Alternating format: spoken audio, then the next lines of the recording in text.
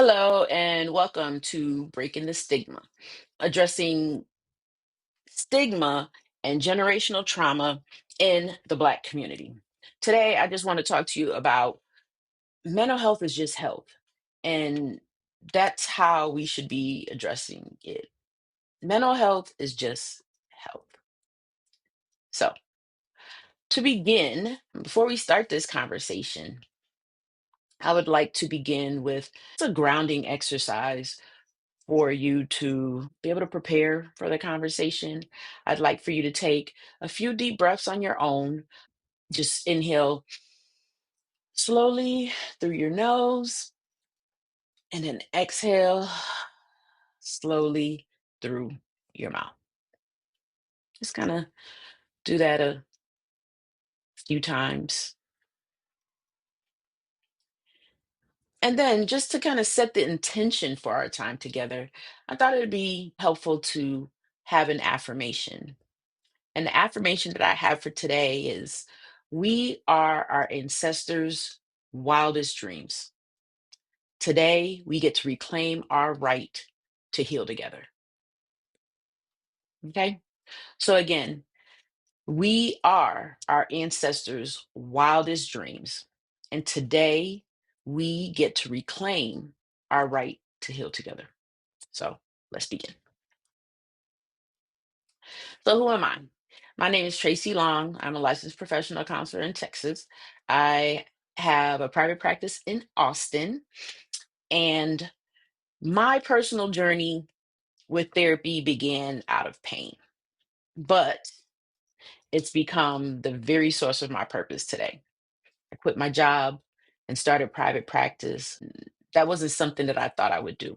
But as a daddy's girl, when my father passed, the intense grief that I experienced after a while just became unbearable. I became extremely depressed, angry, picked up unhealthy habits, grew distant from my sons because I just didn't know how to cope. Not knowing how to cope or manage these feelings, I tried to push through like we usually do, but I couldn't. I just couldn't. It was affecting my work and everything. So I tried to use my EAP, navigating the mental health system as a Black woman. My first experience was it was an I call it an epic fail. I met with a therapist that didn't look like me, and it was just a horrible experience. I just leave it there. And I really thought that I wasn't going to go back to therapy because it was just that unpleasant. But again, I'm struggling. So I went and I found a Black therapist, and it was amazing. She truly understood my lived experiences, and that's where I found the healing support that validated my feelings and helped me to rebuild my life and my relationship with my sons. They're adults now, 30 and 22. So through therapy, I developed an understanding of what trauma was. Then I learned how to take responsibility for my actions, how to communicate more effectively, and to break free from what I learned to be inherited patterns of generational trauma. I didn't even realize it was trauma. And we'll get into that in a little bit more.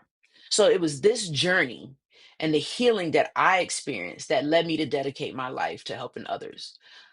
I wanted to be able to give that gift that that Black therapist gave me to another Black person or person of color. Then more recently, I decided to focus specifically on Black men. And I knew it was something that I wanted to do deep in my heart, just as a daddy's girl. And then my sons, I felt like I could offer a different level of empathy and compassion and experience. And it was just important for me to do that, to be able to help Black men navigate their own mental health challenges. I help high achieving Black men who feel emotionally disconnected, misunderstood, or resentful in their relationships. I help them to build deeper connections, more meaningful connections through a judgment free space, a culturally sensitive space. I guide them in the healing their past emotions, these emotional wounds, that sometimes men suppress, allowing them to feel seen and heard and valued, right? While breaking these cycles of disconnection and failed relationships. My goal, or I feel my purpose, is to try to keep families together, or at least maybe co-parenting or interacting with each other in a healthy way instead of dividing us or dividing families as appropriate, not having to distance ourselves from family. So why this conversation matters. My goal for this webinar is to bring awareness, right? Just to shed some light on the impact of stigma, generational trauma, the racial disparities of mental health in the Black community, and then to empower you all that are watching this, to just equip the Black community with actionable tools to challenge stigma and normalize the conversations around mental health. This is just something important that needs to happen. Begin the conversations, then we can work on the healing. But if we don't have that conversations, we don't know what each other needs. I was supposed to do this in a live webinar and I didn't record it. The purpose of that was create a safe space for those that were in attendance to explore just the shared experiences and kind of reflect on the cultural narratives and promote community healing. When I was able to do this, even though I didn't record it, we had a great dialogue and the shared experiences. And I wish I could have shared that, but maybe next time. The objectives is identify mental health stigma, right? I'm hoping at the end of this, you'll be able to identify mental health stigma, just kind of understand the historical factors that contribute to mental health stigma in the Black community. Then recognize patterns of generational trauma. Examine how generational trauma and secrecy impact physical and emotional well-being today, how it impacts our emotional and well-being today as the Black community. I want to be able to discuss the role of racial trauma, to explore how racial inequities, racial battle fatigue, and secondary, or what I call indirect trauma, affect our mental health outcomes. We're going to challenge some harmful narratives. We're going to critique some commonly used phrases such as what happens in the house stays in the house, and replace that with language that promotes vulnerability and healing. Then we'll explore some pathways, learn the benefits of therapy, peer support networks, and storytelling as a transform tool for mental health care and generational healing. And then at the end, I will present a call to action to challenge those of you that are watching to identify at least one way that you can address stigma, to begin to advocate for therapy or create mental health friendly spaces in either your personal or your professional circles. To begin, let's just open up with some stats, right? Mental health. What do the numbers say? 63%, 63% of Black adults say mental health stigma are signs of weakness. That's in 2022. That's only 3 years ago. And we're still looking at that as a sign of weakness. 61% of Black individuals experience adverse childhood experiences. And I'll go into more detail a little bit later in the next few slides. 30% of Black men report serious psychological distress, which is the highest rate of any other demographic. It's a little bit older, but that was 2018. And then overall, men are dying nearly 6 years younger than women. And I'll explain why here shortly. So these numbers are pretty significant. Last month, September, was Suicide Prevention Month. I just wanted to bring, in the Black community, we tend to say Black people don't die by suicide. We don't do that. That's for other cultures. But the facts are suicide rates among Black adolescents rose 60% between 91 and 2017. That's huge, right? 2014 to 2019, suicide rates among Black people, again, as a whole, increased by 30%. 2014, 80% of suicide deaths in Black communities were men. And then globally, on average, one man dies by suicide every minute of every day. Let's put that in context. Approximately 60 men die by suicide every hour. Let that sink in. That's an epidemic, right?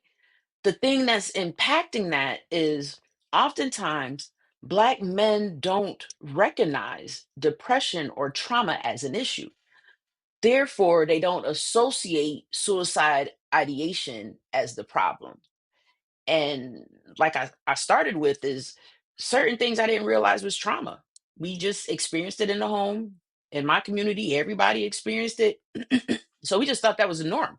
So again, if you're thinking you don't want to live, but you're not looking at it as depression. So back to the adverse childhood experiences. This is a list of 10 experiences that individuals may experience between birth and 18 years old. So if you experience any of these 10 under the age of 18, I want to give you some time to go through it. Give yourself 1 point for each one that you experienced. And these experiences include abuse, neglect, household dysfunction. The higher the ACE score indicates a cumulative exposure to childhood stress. I'll be transparent, mine is a 5. So take some time, look at this, and see if you've experienced any of these. These things, this is trauma. Again, some of these were, hey, everybody kind of, we experienced it. Now what? However, a higher ACE score is linked to a greater likelihood of developing various mental health and physical health problems later in life as adults. We see that playing out as adults, our childhood experiences and how they impact us as adults. And what we see is depression, substance use disorders, heart disease, and that shortened lifespan that I was talking about, as far as men dying 6 years younger than women.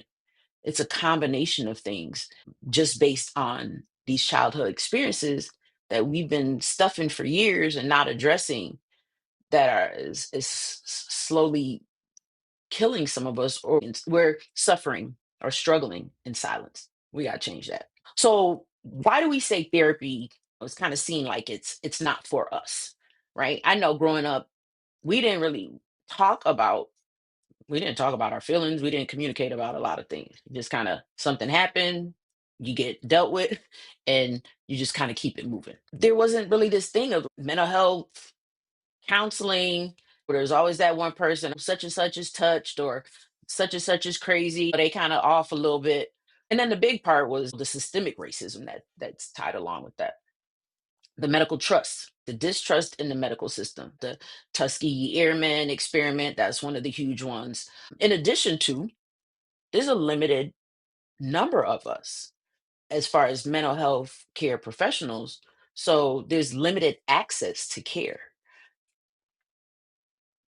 That makes it hard because, like I said, my experience with someone that didn't look like me was horrible. And I almost didn't go back and get the support that I needed. So representation matters. And then, as Black people in our community, we have this legacy of strength, right? Often surviving is centered around strength and resilience. Yes, it can be a good thing, but it's also really exhausting, and it creates this double-edged sword, right? It's both empowering, but it also silences the mental health struggles. So we just really have to be conscious of that. And then a lot of us grew up in a church where church was the supportive space. Just pray about it. What that does is you find the support, but it also perpetuates faith alone approaches to mental health. Mental health and the church can work together. There are therapists that are faith-based faith therapists. So you can find where the two marry. You don't have to choose one or the other and suffer in silence. So, how do we begin to break that silence in our homes, right?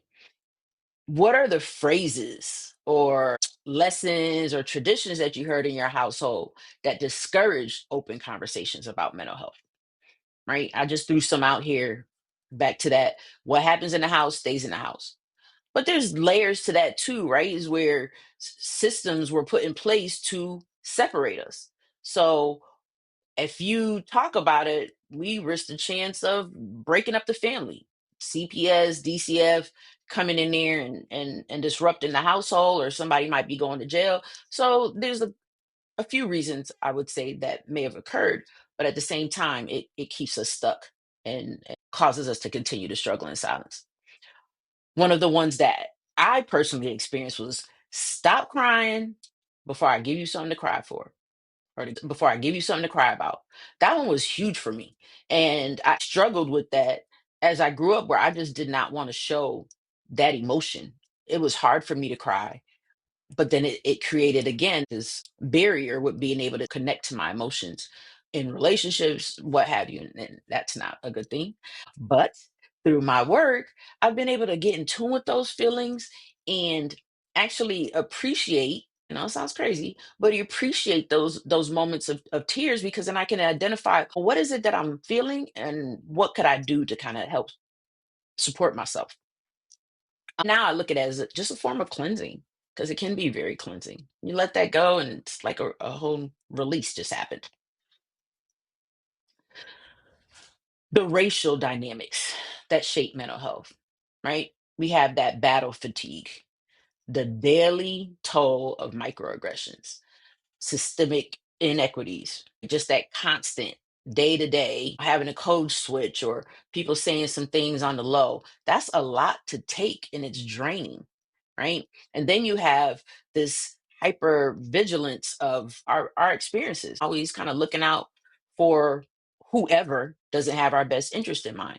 Then, as I was talking about before, is that secondary trauma, the indirect trauma. Some trauma, obviously, we're directly impacted by it, but then we're also indirectly impacted by what we see in social media. These viral videos that people are posting on Facebook and Instagram of the police brutality. When we watch that, we get triggered and we get angry, and continue to be exposed to that is exhausting. That is a form of trauma that we often don't acknowledge. If we don't acknowledge it, then we don't even begin to address it. We just find ourselves walking around angry, or we're triggered when we see the cops, or you're driving a certain way, shopping while black, driving while black. Your nervous system is constantly dysregulated. That's not a state that we need to be in, obviously. So, what's the cost of silence across generations? This is where we talk about breaking those generational cycles. But what is generational trauma? When I started, I talked about learning about trauma, because I didn't know what it was that I was experiencing, that it was actually trauma. And trauma, it doesn't have to be huge, it can be small. It's how you respond to whatever that event is that makes it traumatic. But then we can go back into trauma from slavery, that experience. And not to minimize it, like, it was traumatic. Jim Crow, economic oppression. The thing that always pops up into my head is redlining, which is that discriminatory practice of withholding financial or other services from people based on location of their neighborhood, often due to race or ethnicity. You can't buy a home here, or back in the day, we'll give you this house, but you have to guarantee that you're not going to sell it to a black family. Redlining. And exclusion from systems of power, which affects the biological and our behavioral tendencies. That's just trauma, generational trauma. And then we have epigenetics, the study of epigenetics. Epigenetics is trauma lives in your body, it shows up in our DNA.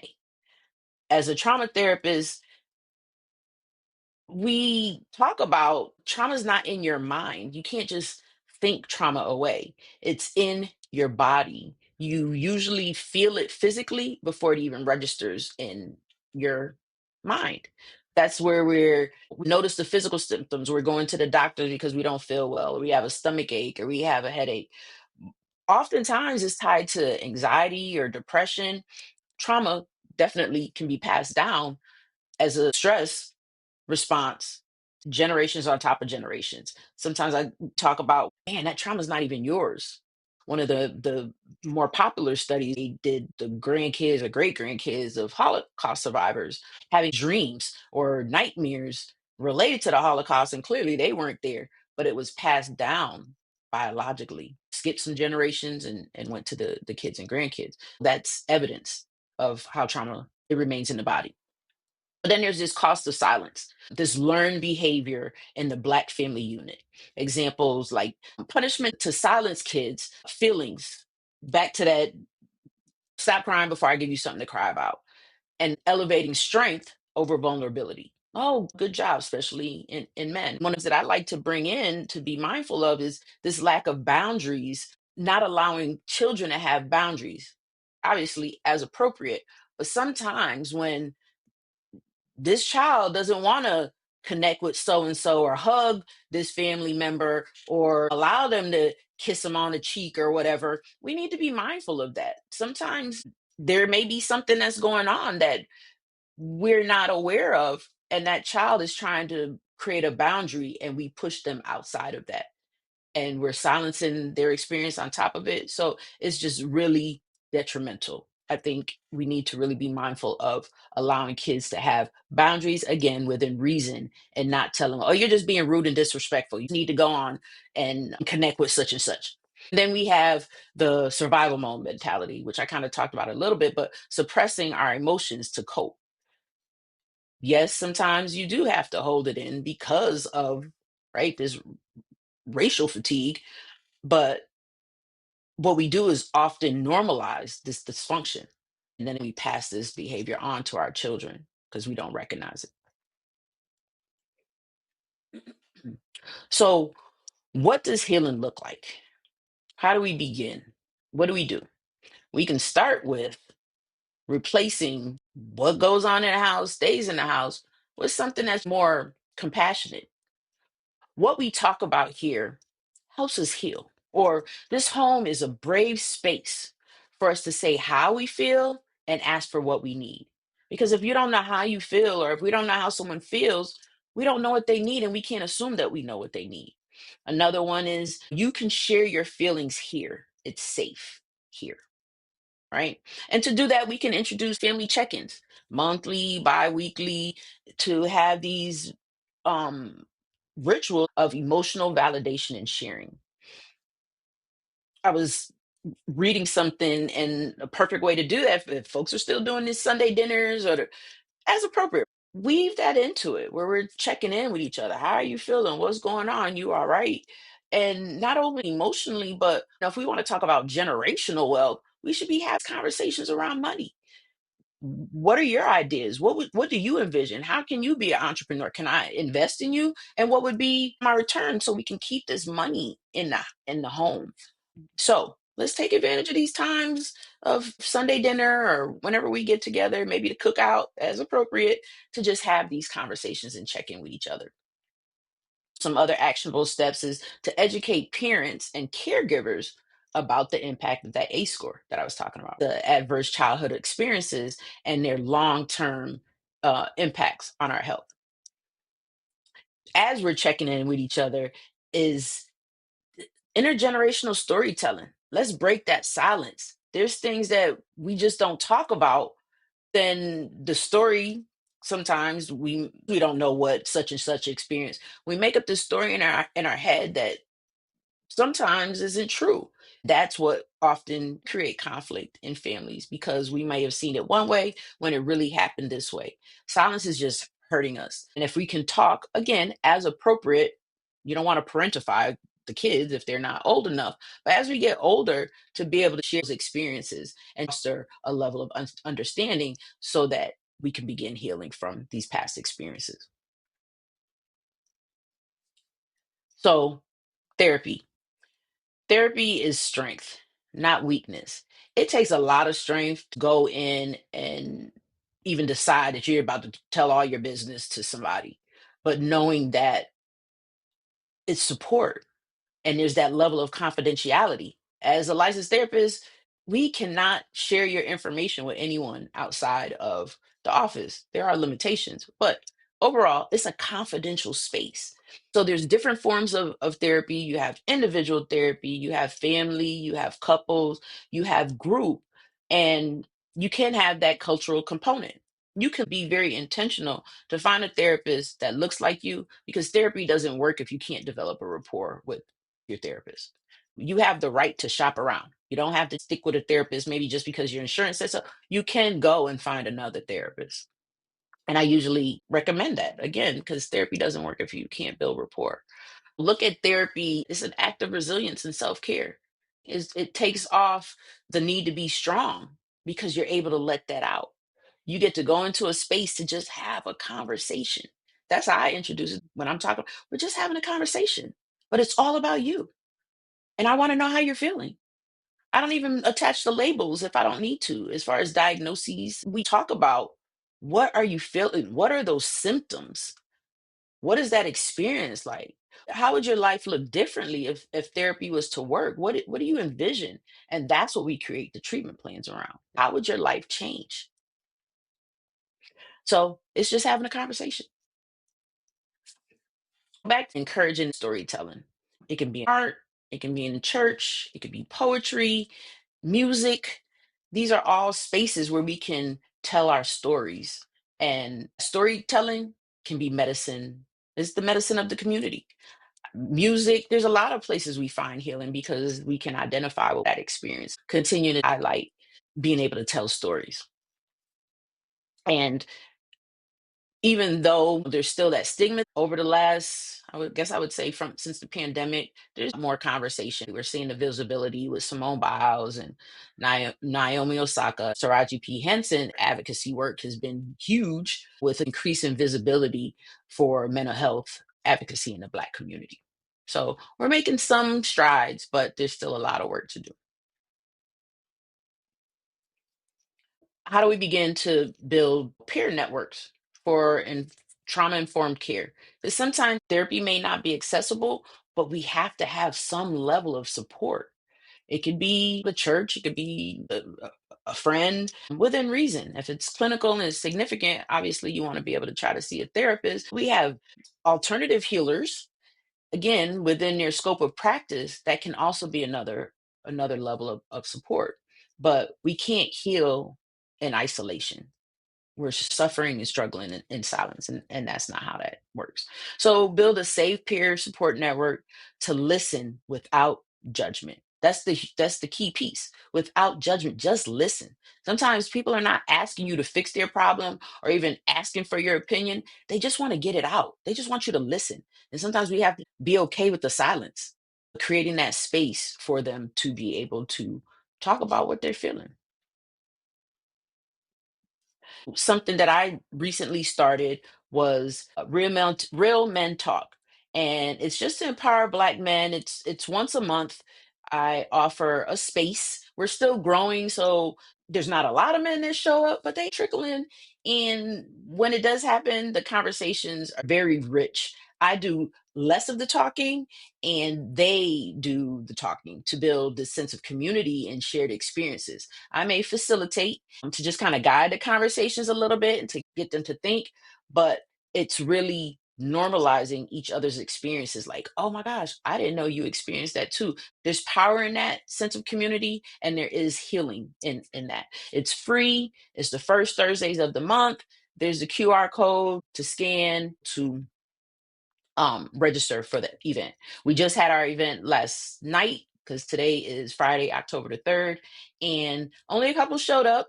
But again, the conversation was just so rich. So share the information with anyone. This is open, it's not just to Texas, because it's just a support group. It's not therapy. And it's just to connect, grow, and build supports. With that, again, I'd like to say the healing begins with each one of us. It begins with you. Those of you that are watching this, your part, your power to support mental health. Here's that call to action I said I was going to do. What's one stigma about mental health that you can challenge in your circle, whether it's family circles or friends or work? Think about it. How do we begin to normalize the conversation? I challenge you to think about that. And then if you're starting a conversation, you go a step further and begin to normalize seeking help within the community. Whatever is appropriate or financially accessible, but say, I can't help you or not want to hold that for someone. How about you go and talk to this person? I'll even go with you. I'll sit with you while you make the call. To just normalize seeking help within our community is powerful. We all have to do our part.